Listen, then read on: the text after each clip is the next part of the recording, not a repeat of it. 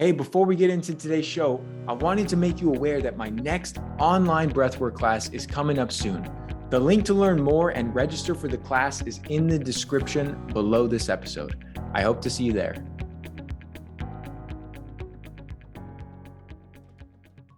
Welcome back to the show. Ryan Kennedy here. I am talking today about juicing. Most people think it's a fad. I did. I thought juicing was a waste of time and energy and resources. I mean, why would you throw away all that fiber? That's the biggest thing you hear people say. So today I'm going to talk about the legitimacy of actual juicing of fruits and vegetables.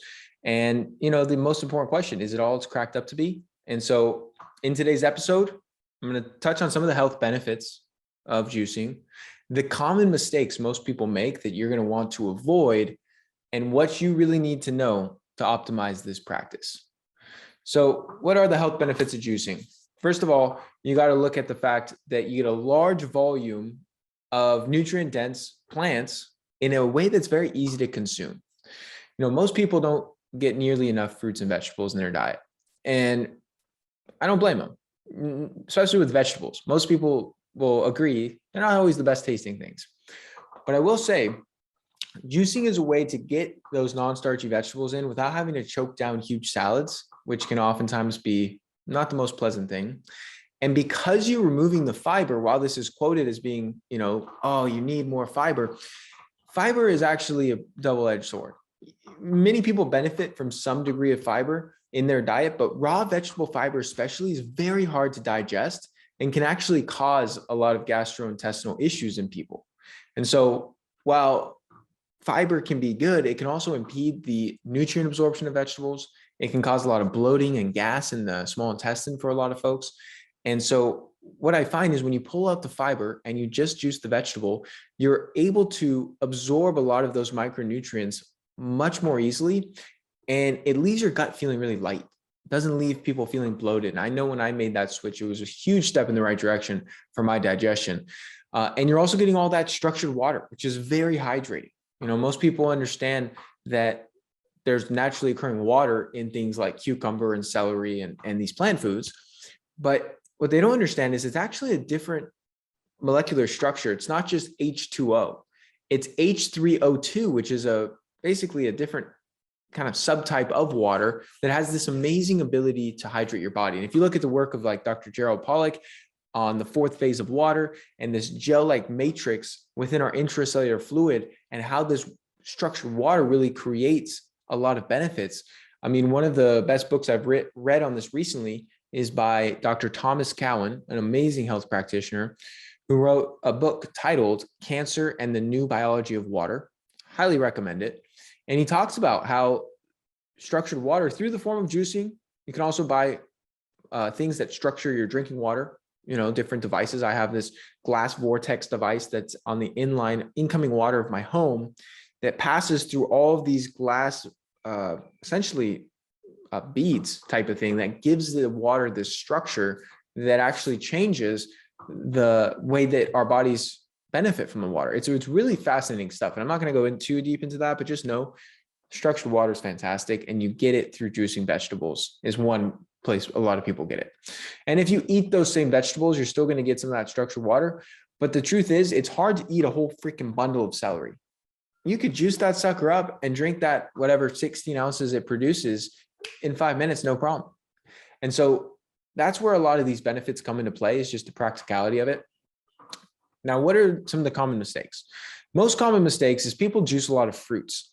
And while that makes your juice taste good, it creates a lot of naturally occurring sugar. And coming back to the fiber concept, if you don't have the fiber in the juice or in the fruit, for example, the naturally occurring sugars are very quickly digested. And that really skyrockets your blood glucose, causes a spike in insulin, and you start to get these fluctuations in your energy, and long-term can be problematic. Now, when you eat the whole fruit, if you eat a whole apple, you're not going to have the same spike in blood sugar. The glycemic load is going to be much lower than if you juice that apple and pound the apple juice.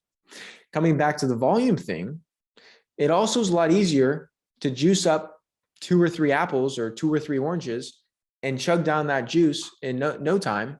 It's like, who's going to sit there and eat 3 freaking apples? So while that was working for you in your favor when it comes to the the non-starchy vegetables that don't have a lot of naturally occurring sugars and are, a great source of nutrition without a lot of calories or carbohydrates, the fruit doesn't necessarily have the same situation there. So I avoid juicing pretty much all fruit, and I stick to low sugar vegetables. And the fruits I do juice would be low sugar citrus, such as lemons or limes. So that's going to be one big tip for people to get the most out of this. Next is don't drink vegetable juice that's not fresh. Always go for fresh pressed, folks. The reason is simple. After you've put a vegetable through the juicer, the valuable nutrients and enzymes in that juice degrade very quickly, because the process of putting a vegetable or a fruit or whatever it is through a juicer, it's rupturing the cell walls and breaking the enzymes, which lead to oxidation over time as it comes into contact with the air. And so it's ideal to drink your vegetable juice within 10 to 15 minutes after it's been pressed. But the sooner the better. As soon as you're done pressing it, drink that stuff down. Now, it doesn't mean that vegetable juice that's been sitting in your fridge for a few hours in a bottle is going to be worthless. You're still going to have a lot of the minerals because those are very stable. You're still going to have some of the structured water, but you're going to have pretty much no enzymes because all the active enzymes are no longer alive. And then you're also going to have a degrading of a lot of these vitamins that are not as stable as the minerals. And so that's why I never recommend anyone buy store-bought juice in a bottle. That's often pressed through a juicer long before you buy it, either the day before, so it's been many, many hours, or days or even weeks before. So you're basically just getting expensive water with some minerals at that point, because it's just not a lot left in it if it's been in a bottle for weeks. And so if you don't want to make your own juice, which I totally respect, it can be a little bit tedious, and then you got to clean the juicer, which I will say, one note on this, you rinse that puppy out, throw it in the dishwasher. It's about a 3-minute process to clean your juicer. If you don't have a dishwasher, forget that advice. But if you do have one, like a lot of people do, and you do that process, I found I juice up vegetables probably 2 or 3 times a week for my girlfriend and I. And we don't have too much trouble keeping our juicer clean. It's not a timely process. If you leave it for like a day, then you got to really scrub all that fiber off. But if you rinse it right after, throw it in the dishwasher, it's pretty simple. And then another pro tip to slow the oxidation or degradation of your juice is to add ice to the container you juice your vegetables in. Keeping it cold temperature and airtight containers are two things that'll slow oxidation. It won't stop or prevent it, but it will slow it down. So that's another thing. If you were going to juice up some stuff and drink it in a few hours, put it in some ice, put it in like a lid, airtight container with like a jar with a lid, pop it in the fridge. That's going to be your best bet. And then always avoid juicing conventional produce. Organic is always going to be best because when you juice, you're actually able to concentrate a lot of the toxic pesticide residue that's on a lot of conventional fruits and vegetables. So that's not going to be good. And then there's no need to make juicing like the mainstay of your diet. I think there's a time and place, and I think it's great.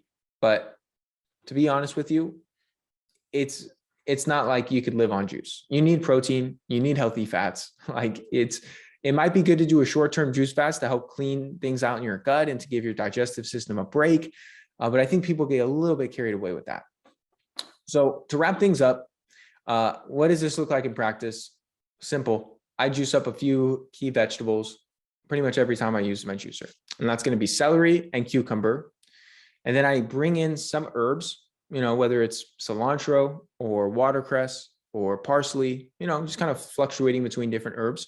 And then I always add in a generous amount of lemon or lime because the sourness in the citrus is going to mask that bitter, earthy taste from the greens that make juice taste so freaking awful for the most part if you're not adding any sugary fruits. So by adding in the sour citrus, it really, really vastly improves the flavor profile. And then it just tastes like this cold, sour, refreshing beverage. Now, if you wanted to add some sweetness, my vegetable choice for this would be carrots, because they do contain some naturally occurring sugars, but they have far more antioxidants and beneficial nutrients than most fruits. So juicing up a couple carrots, totally all good, especially if you don't mind, the added sugars, which a few carrots is not going to do much harm. So that's the key takeaways, folks. I hope you found some tips in this, and hope you get some juice going because it has a lot of benefits, not a lot of downsides when done right. Thank you so much for tuning into today's episode. If you found it helpful, please share it along to anyone else you believe it can serve.